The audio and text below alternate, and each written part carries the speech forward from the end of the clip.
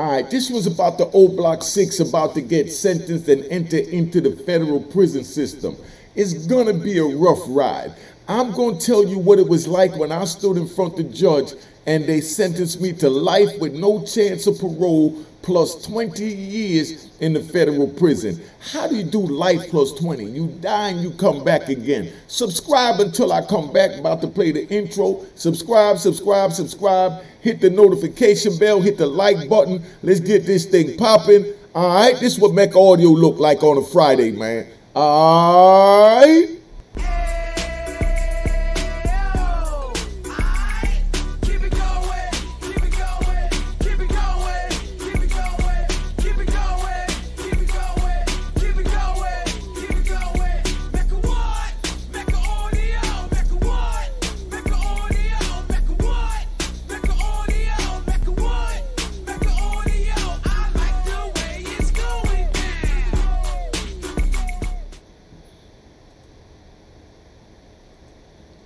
You know what it is. Unique Mecca Audio, man. I'm here, man. I'm going to tell you what it's like to be, you know, sentenced to life plus 20 so y'all could understand what old Block 6, you know, is getting ready to go through. They're about to be sentenced. So they're going to have to stand in front of the man with the almighty black robe, you know. You get a lot of these YouTube rat bastards and flip-flop wearing in public trolls. They try and say, oh, they try to tell you how a gangster is supposed to act when he get in front of the judge, you know, which don't make no sense to me. You never been in front of the judge. You don't know nothing about what it is when they trying to take your life from you. Now, before I was found guilty, right, and the verdict was read, I stood there holding my breath. I'm holding my breath as the judge is about to read my sentence. Then the verdict was read. I let out a deep breath from the depths of my soul. It was like a sigh of relief, like everything is finally over. Like I get a fresh start. And I felt like a caterpillar about to get his wings. But here I go, I'm entering into federal prison, about to do life with no chance of parole, plus 20 years. When the judge sentenced me to that, my knees wanted to shake, but my pride and my ego and my honor and my morals and my principle made me stand there and hold my shoulders back high and my head out. You think I was one of those California gangbangers with the big ass chest that they call a nest with the arms they call dubs? I'm sitting there like this. You know, I'm just waiting for the verdict to be read. When they read the verdict, it moved me on the inside, but I couldn't show them on the outside. So that's what old Block 6 gonna have to do to remain, you know, and keep their legacy in order. You know how you see those old James Cagney movies. Y'all young, so y'all don't know. But they got this character called James Cagney, played the gangster, and you know the governors told him, look, we're gonna have to kill you. You know, we're gonna execute you, but you know, to prevent the other kids and the other people out there, you gotta act like you know you crying and squirming for your life. So you know, when he walked down there, he about to go in the electric chair. He's like, oh my God, please don't kill me, please don't kill me. You know, that's what they wanted to hear. Not in real life. You know, in real life, we have a legacy that we have to live up to, you know. But like I said, you know, when the verdict was read, I took a deep breath and I let it out from the depths of my soul, right? I held my shoulders back high. I knew I was in for a hell of a ride in front of me, just like old Block 6 in for a hell of a ride. You don't get life plus 20 and win parole and come out in 2-3 years. No, it takes decades. It took me 26 years to get out of that, right? Now, I had to remain strong for the people, you know, that was in the street, because that's where my mentality was at. I was representing for my people. But when I came home and I seen the tables turned and everything crisscrossed and it was all spider webbed up and crazy, where they're now worshiping the rat and they're condemning the men. They're worshiping the rat and condemning the men. welcome to 2024. I never fathomed it would be like that, right? I rode back to the prison with a police escort. They had helicopters up above. They had me in a police van in the middle. I'm the only one in the van, like 3 police cars in the front, 3 police cars in the back. It was ridiculous, you know, and I'm looking out the window. And as I look out the window, at the same time when I was found guilty, my co-defendant, right, because I'm riding, you know I like to ride, you know. My co-defendant beat the case. He had a murder case, shot a dude in the face at point blank range with a .357 Magnum, blew his chin off. Then my other co-defendant, that was, you know, his mentor in the street. Picture that as a mentor teaching you to shoot somebody in the face. He smacked him and took the pistol, stood over him and said, "This how you air a nigga out." And he fired 4 more bullets in his chest, you know. So they charged my co-defendant, you know, that shot dude in the face with attempted murder. With murder, right? But when the autopsy people came in, they came in and they said that, you know, it wasn't the bullet to the face that killed him, because the bullet to the face with the Magnum just blew his chin off and they could have did reconstructive surgery. It was one of the bullets to the lower torso, and being that the mentor said he smacked him, took the pistol, stood over him and aired him out, fired 4 bullets in his upper torso. They said one of those was the bullets that killed him, but he's the one that pled guilty. So my man that just shot him in the face, you know, they never charged him with attempted murder because the prosecutors is what they call overzealous. And, you know, once they did that, they couldn't go back and try him with attempted murder. The jury knew that he couldn't have killed him because the autopsy people said that the bullet to the upper torso was what took that young man's life. And we're going to say rest in peace to that young man. Not proud of nothing that went on, but all of this went on. I didn't even know these cats down there. You know, dudes buy your drugs, they do whatever. Just like they go, you know, to 7-Eleven and they buy baking soda. People buy baking soda and put it in the fridge, brush their teeth, do whatever they want to do with it.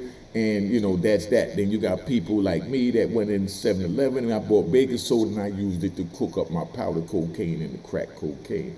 So now, you know, they aided and abetted me because I couldn't have made the crack without that baking soda, and I went and bought cases of baking soda from the 7-Eleven.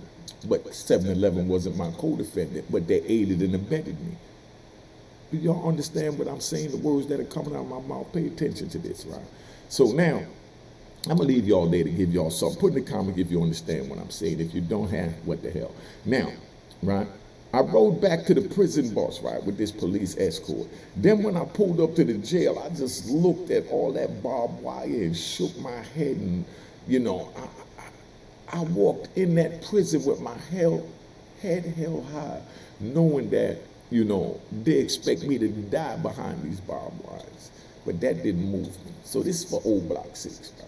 If y'all in touch with Old Block 6, I want y'all to let them know that they made a mistake. They was young. We're going to hope that God blessed them like they blessed me to get out after X amount of years. Hopefully not the same 26 I did, because it was a rough-ass ride. You know, I seen things that still give me nightmares. Just keeping it 100. I ain't going to say that. Yeah, I'm human, you know. So, you know, when they pulled up to the jail, like I said, I'm just looking at this barbed wire. They put me in a suicide cell. They put me in a suicide cell thinking, well, he just got life plus 20, you know what I mean? So he might be thinking of hanging up, you know. So expect they might put any one or all of these brothers from Old Block 6 after they get sentenced in what they call a suicide cell. It's called suicide watch, to see how you adjust to the life sentence, because they don't want to put you in population around all the other men, because if they put you around all the other men, you might go out there and wind up bodying something, you know. So they lock you in a cage by yourself, so the only person you could do harm to is yourself, and they walk by every 30 minutes and they look in to make sure you ain't string up. In 30 minutes you could string up. I don't even do it every 10 minutes. But anyway, I didn't even like the 30 minutes. I don't know why I'm suggesting the 10 minutes, right? So check it out. Now, they put me on the suicide watch. Everyone knew, you know, better than to say anything to me once I came out that cell, you know? Once I came out that suicide cell and they put me in a regular joint, everyone knew not to say nothing to me. I had to get on the phone, right? This is what old Block 6 gonna have to do. This is about them. I'm trying to keep it right to the point.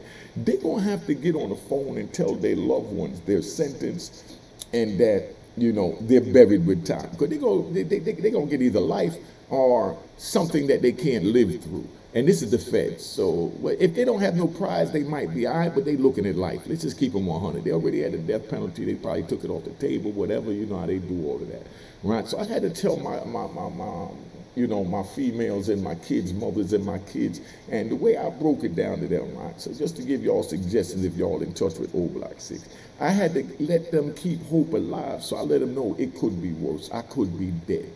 At least now you could come visit me in the federal prison. At least you can still touch me, see me, hear me, talk to me, smell me. You know what I mean? So it ain't that bad because I'm still alive. Because, you know, we done lost so many soldiers to the war on drugs. That is ridiculous, you know?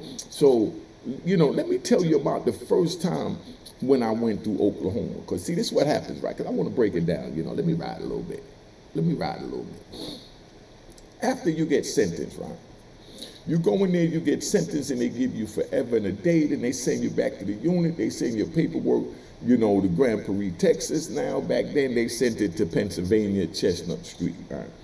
But now they sent it to Grand Prairie, Texas, where they have all the designation offices at, where they look at your paperwork, look at your criminal history, your family history, and, you know, your crime, your history of violence, you know, your psychological evaluations when you was growing up, and then they decide what plantation, I mean prison, they're going to put you in. See this prison cell behind me? Look behind me closely. That's the prison cell that I had to live in. Look just like that. Look how dirty that is. They didn't even paint the walls. You know what I mean? But you know, what the hell? They trying to kill me anyway. So you got you got these people, and you're waiting to see what plantation they're going to send you to. Then when they decide, you know that they're going to come get you 3 o'clock in the morning because you hear them coming to get other people while you've been there going through your proceedings 3 in the morning till you know, pack up, you know, roll out, you know what I mean, get your bedroll ready, you know, because you're about to go into the prison system at 3 in the morning. So after you get sentenced, you know your time coming up. So every night you laying in that raggedy cell behind you, looking at them bars, wondering when them people gonna walk by your cell and tell you that it's your time to go into the federal prison system. Then they pop up one morning at 3 and say, tack, tack, roll up, time to go. Real quiet, because it's late, everyone's asleep. Tack, tack, tack. Yo, roll up, time to go. You know, they call your name, Paul, time to go, roll up. And you're sitting there looking like, oh man, what am I rolling up into, you know? And they take you downstairs, and when they take you downstairs, they handcuff you, you know, put a body chain around you with this black box and handcuff your wrist, you know, to your waist where you can't even move it. If you use the bathroom, you can barely get to your genitals to take a urine. You definitely can't wipe yourself if you know, gotta defecate on yourself. But that's how crazy that is. And then after they chain you up, they put you in a van, they drive you to the airlift. When they put you in the airlift, they put you on a big ass plane. I gotta tell you all the story about the plane too. They had a plane that had duct tape around the wings. Imagine getting on a plane and you see duct tape around the wing, and this is supposed to fly you, you know, cross country. But this is what we had to live through. So I even asked, I'm gonna tell y'all about that later, what I asked the stewardess, you know, which is the marshal. The stewardess is the marshals on the plane. I asked the marshals, I'm gonna tell you anyway. I asked the marshals on the plane. I said, yo, you know, you got me chained up and shackled. If the plane go down, you know, what do I do? He said, nothing. We jump out, you know what I mean, without parachute, and we leave you here to go down with the plane. I said, whoa, you leave me to go down with the plane, but I'm not the captain? And they're like, yeah, well, you're the captain of the criminals. All you criminals is going to perish, and we're going to jump out without parachutes. That's when I knew it was real, and they didn't care nothing about our lives. So now, we on the plane, we get to Oklahoma, right? So this is what Old Block 6 get ready to go through, because it's about Oklahoma. Let's ride back to them. Let's ride back to Old Block 6. So now, when Old Block 6 goes, they're going to get either all of them or a few of them, and they're going to take them to Oklahoma first, where they're going to be processed at the, they call it Oklahoma Transit Center, you know, OKC, you know, for Oklahoma, right? They take them there, and when you get there, it's a big building. You know, it's a really big building that looked like an office building. The plane pull up to it, and they got a tarmac that comes out from the building, and it sucks onto the plane, and then they walk you off handcuffed and shackled down this long hallway. It's about you and like 300 people that was on the plane. Yes, 300 people. So now they take you off the plane and they sit you on a bench, and then they walk you down the thing, and they got this little wooden like box that you got to stand on. That's where they take the shackles off, because now they're putting you in the system to put you in one of these raggedy cells behind me. So my first time going there, right? Because y'all got to go back and watch my previous videos, man. I got over 100 prison stories, man. Go back and watch the videos. I just been changing it up because I'm trying to reach the youth. So this video, if you know a gangbanger, anybody on the street sliding against what they call their ops, you make sure you share this video with them. Because I want them to know the same ones they call their ops, when they go into the prison system, they got to come together to defend themselves against the ops from other geographical location and the ops of the police that lock you in the cell. So why kill each other out here to go defend each other in there? Send this to them. This is a short. Make a short out of that. Let me do it real simple one more time. Why kill each other sliding in free society to get locked up and get decades, go into the prison system, and then got to come together to defend yourselves and your ops against the ops of the correction officers, the prison staff, the other gangbangers, the other geographical locations, but yet you was killing each other out here and you're defending each other on the inside. That's what's going to happen. I want y'all to understand that. No one else, they never told you this, but I'm telling you this, right? So now we get to Oklahoma because we ride. We ride, you know, let's get a gunshot. All right, let's get this thing going. You know what I feel like doing, man? I need to chill for a little. I'm about to get in a little zone. So let me, you know, let's bring the intro in and get this thing popping one time.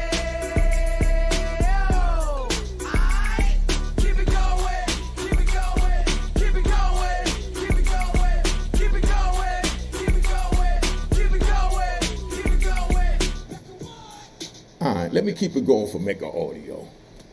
Now, so we're in Oklahoma, right? So when they put you in Oklahoma, here you go.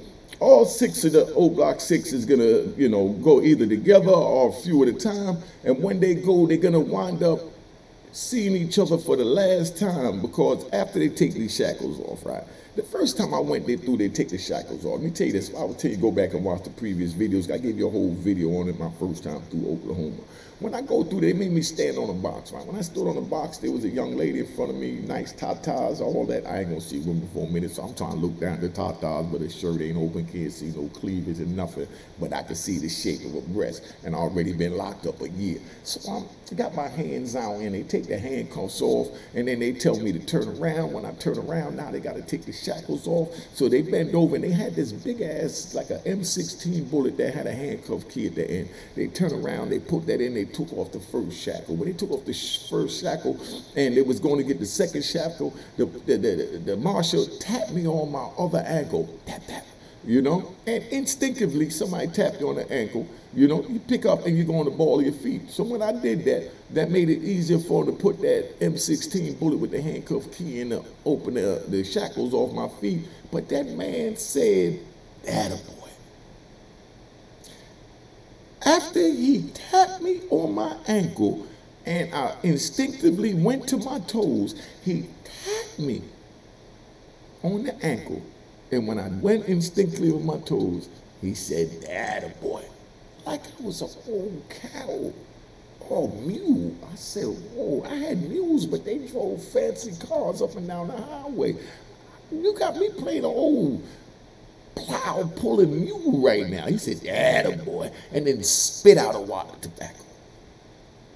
You know me, I took that left leg and I kicked it back at him like a cow, because I remember when I was working in Jones Farm prison joint over there in Jersey, connected to Trenton, where we used to have to milk cows. When we went to milk the cows for the first time, they told us always stand to the side of the leg and keep the leg, because the cow kicks out and back. So don't stand behind the cow. You know what I mean? Like, don't think that, you know what I mean, you're going to stand behind the cow because the cow going to kick back. No, the cow kicks out and then back. You know what I mean? Man, I remember the first time I seen the cow did that, man. I went over there to go milk the cow, right? I'm riding.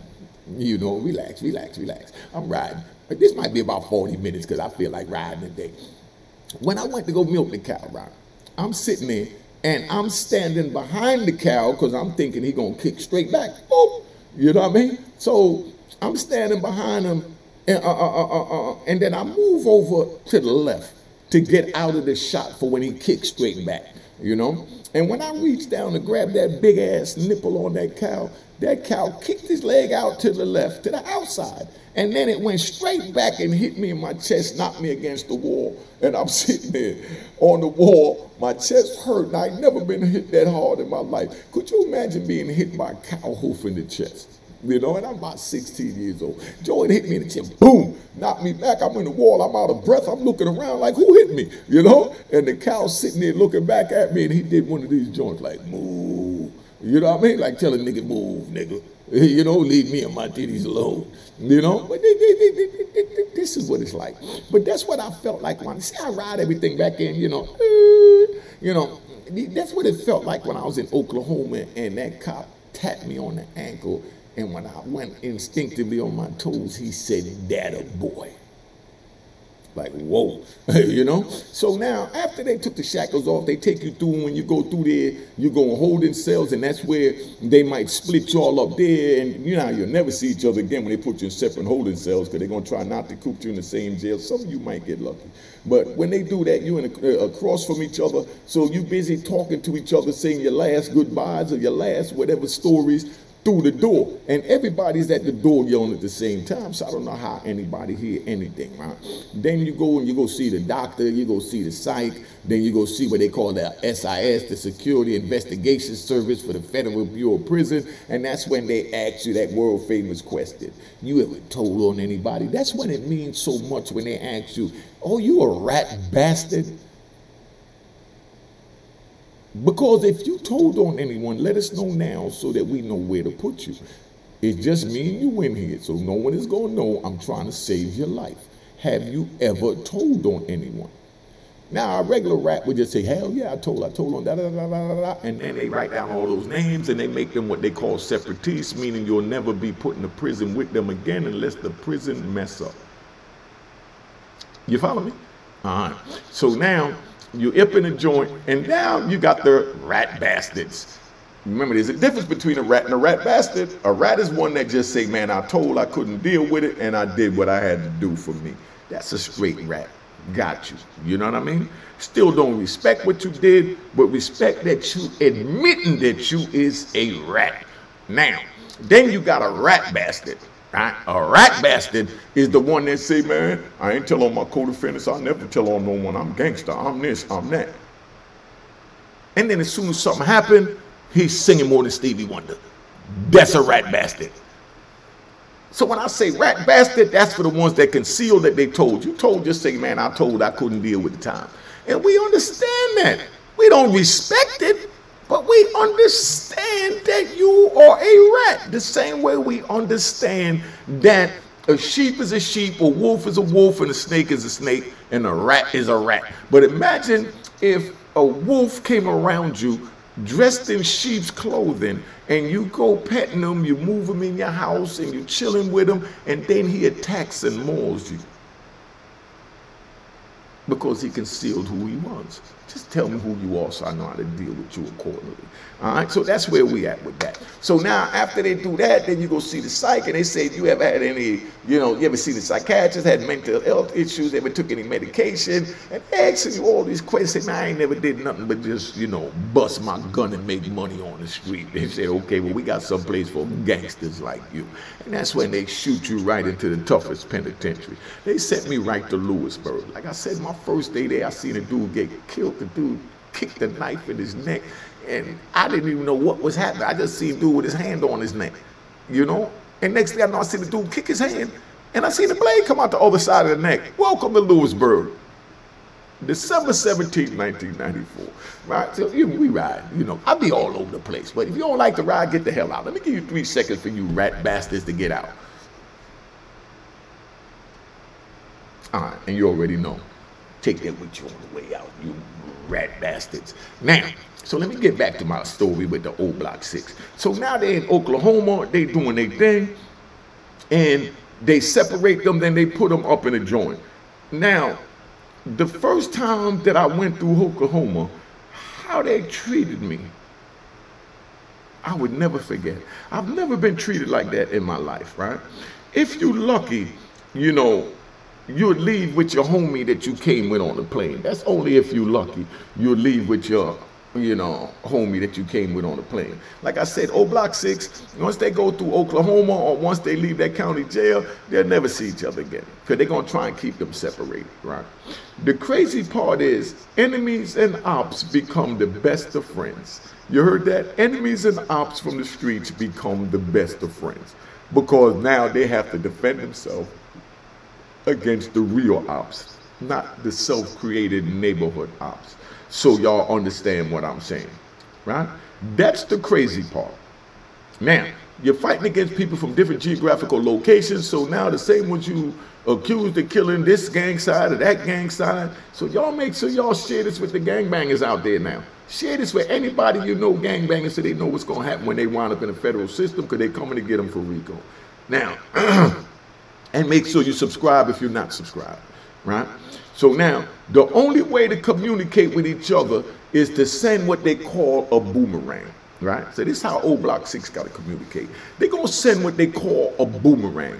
A boomerang is you send a kite, which is considered as a letter, to a family member or friend or loved one, and then they take the kite, the letter, out the envelope, put it in a new envelope, readdress it, and then send it to the prison that they're at. Now you shot a boomerang.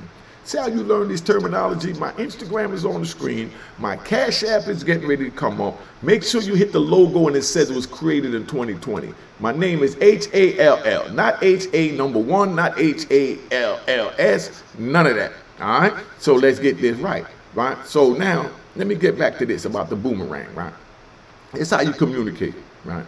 Or another way to communicate is both of old Block 6 call one family member or one friend at the same time, like at 7 o'clock. When they call them at 7 and they both call at 7, then the person they calling, they merge the call together, another form of boomerang.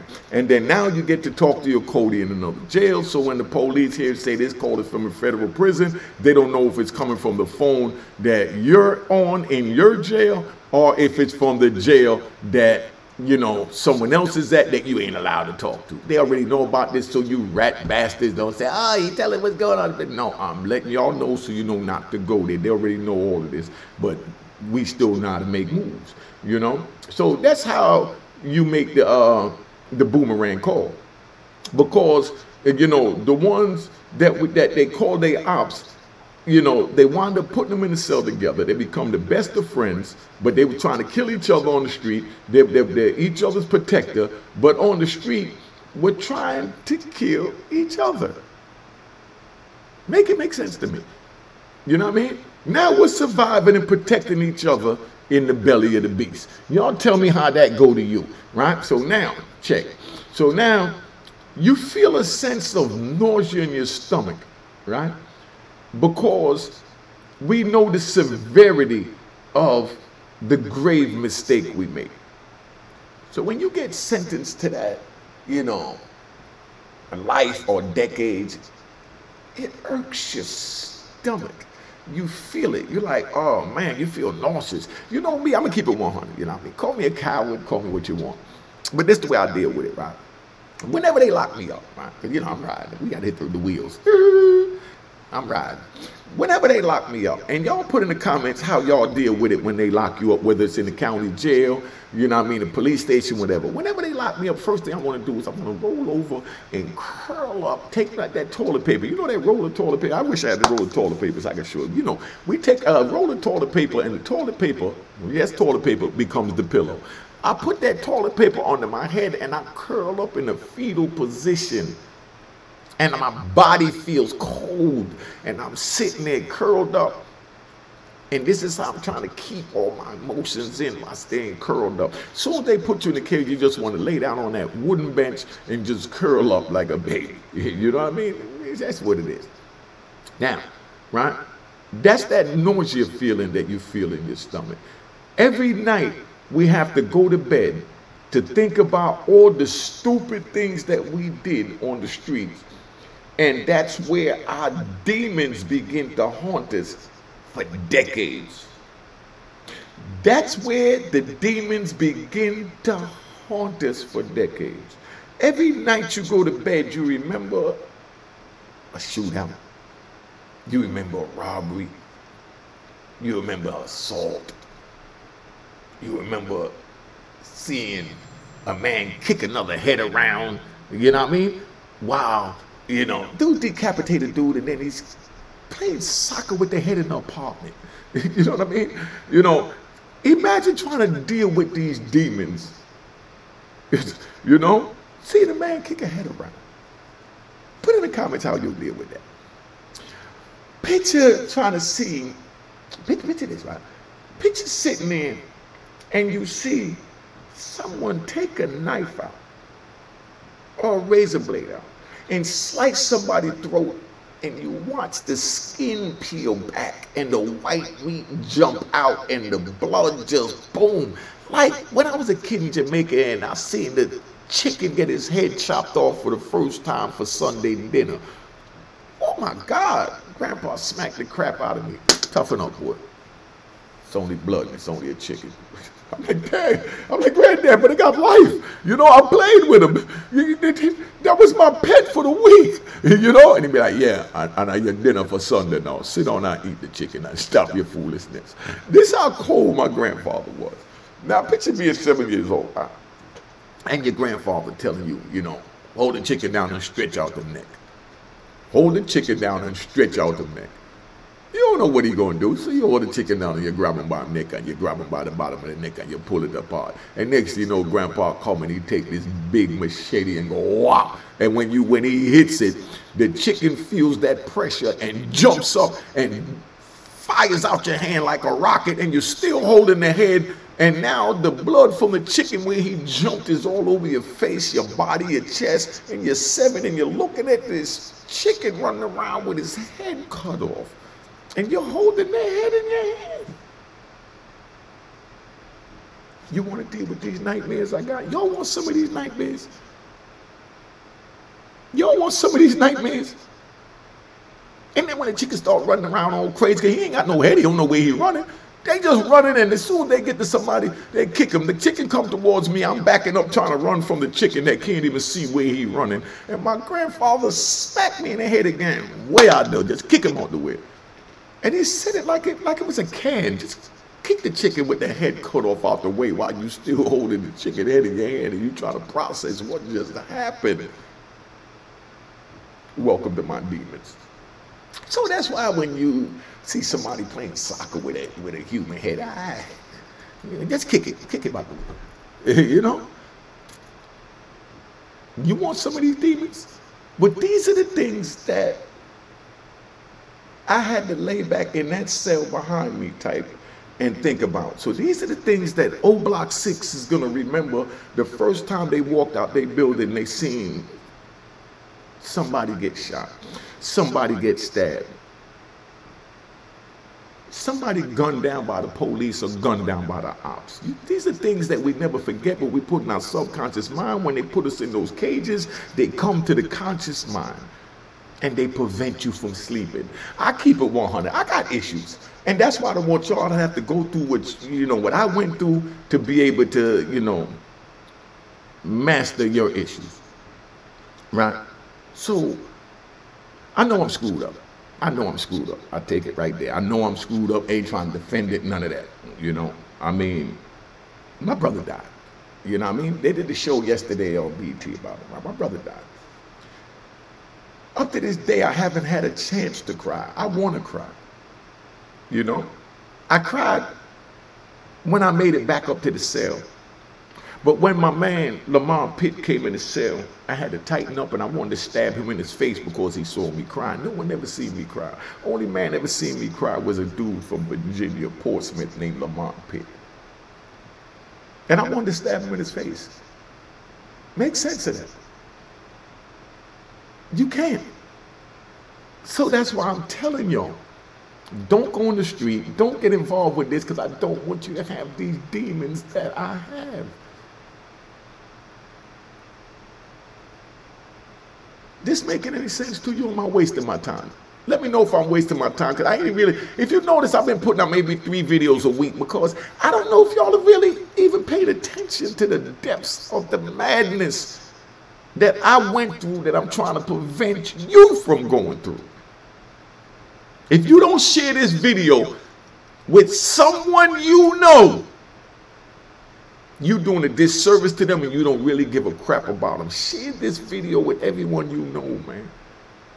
Don't just listen to it and wait for my next video. Go back and look at my previous videos, but share this video so these young dudes know you killing each other in your neighborhoods, sliding, gang banging, drug dealing, scamming. Dude robbed you for whatever and didn't give you a cut, and you shot him and da-da-da-da. And then when you go to prison, then you all live together happily ever after, but you just tried to kill each other to wind up in prison for decades. And then defend each other together. Make it make sense to me. Somebody make it make sense to me. I'm really confused right now. Cash App is on the screen, man. If this don't deserve a Cash App, y'all need to go to another channel. Gunshots. You ain't gonna get nobody give it to you real like this, man. You understand? So now, that's how I deal with my demons at night. So, if that's what y'all want, feel free to keep breaking the law, sliding as you call it, nowadays, right? I'm telling you, it's not worth it. And I advise you to keep watching my previous videos on Unique Mecca Audio and get these jewels to get your head right. You know what's crazy? I'm gonna tell you all this before I tap out. You know, but let me ride. I'm gonna tell you this before I tap out. Right? I used to run with Tupac. When I ran with Tupac, Tupac came up in the Mecca Audio. I see Tupac up there. He always writing in the pad. We smoking our weed, we wilding. We got the girls stripping. We making beats. You know, DJ lining up the SP 1200 drum machine, and everybody doing their own thing in their own little corners. You know, with whoever they talking to, Tupac in the corner, right? Every time when he leaves, there's a pile of rolled up paper from his notebook where he's ripping out pages and throwing them down. And I said, dog, what is all this? Why you keep making a mess? And he said, nah, I started this poem, or I started this rap, and I ain't like the way it was going, so I did it over. I said, my nigga, don't throw away nothing. Right now, today, they hate you because you alive. They only hate you because you alive. When you die, all of those crumpled up piece of papers you leaving in my damn spot is gonna be worth millions. Stop whipping that joint out. And then sure enough, now winds up locked up, and I see they put out a book called A Rose Growing the Concrete. And on one side of the page, they had the same rippled up paper, you know, that they done ironed out, that got Tupac's handwriting with the poem, and on the other page, they got the actual poem edited the way it's supposed to look, but they got Tupac's joints that he was going to throw away, that I told him don't throw away. Now, the moral to this story is, now that he's dead, it's worth millions. When he was alive, it was nothing. But now that he's dead, it's worth millions. Now that I'm alive, these videos is worth nothing.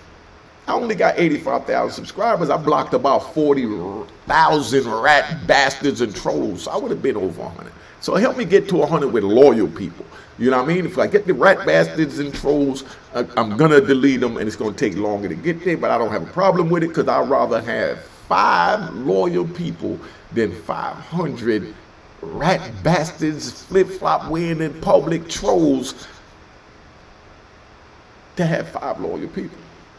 So I delete the 495.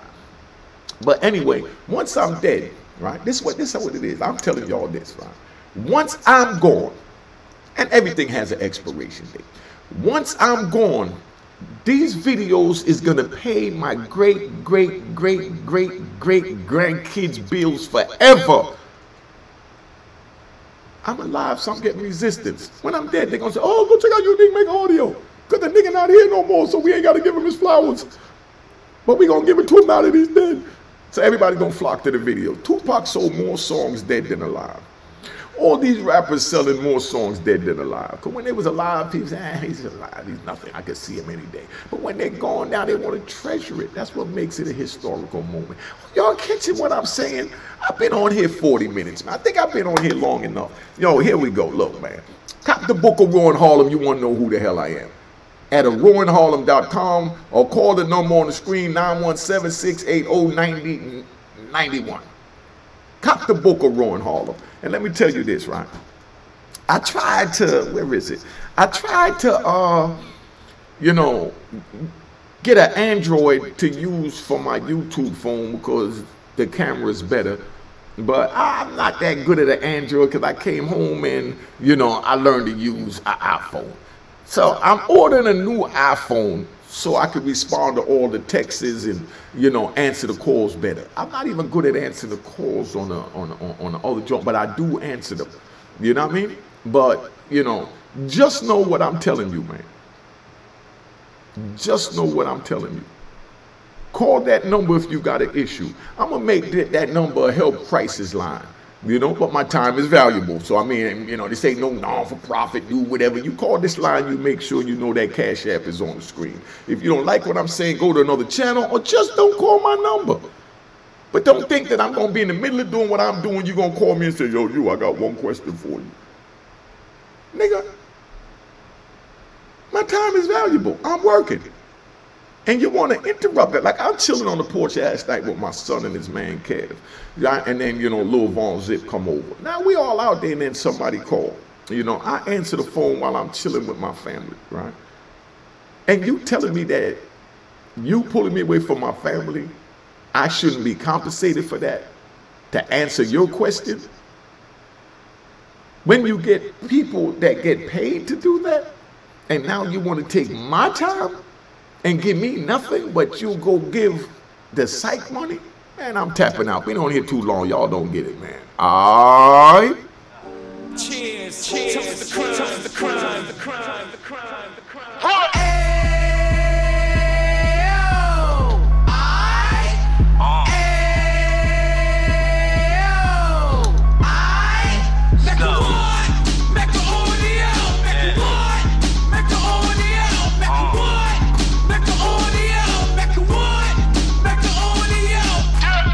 Fresh out the can of 26, he back on the strip, getting back in the mix. What he mentions a gift. You stand up 10 toes down, and I suggest you pay attention to this. Take a little gully posse and put it in Harlem. He cut from the bottom, came up from the bottom. Drop the book, you should go and get it. The Instagram page and the YouTube, you could go and visit. Then you could consider yourself LinkedIn.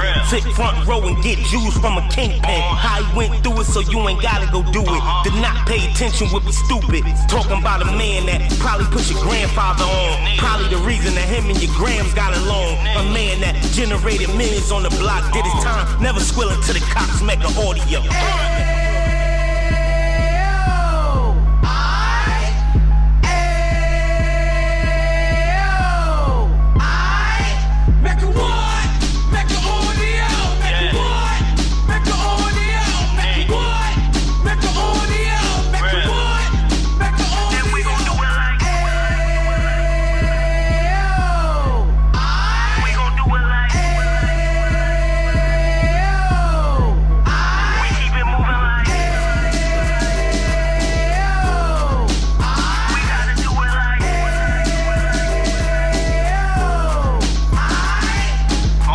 Get it live like 2 G's in the 90s. Drop top beamer so shiny. I let shorty go, she was whining.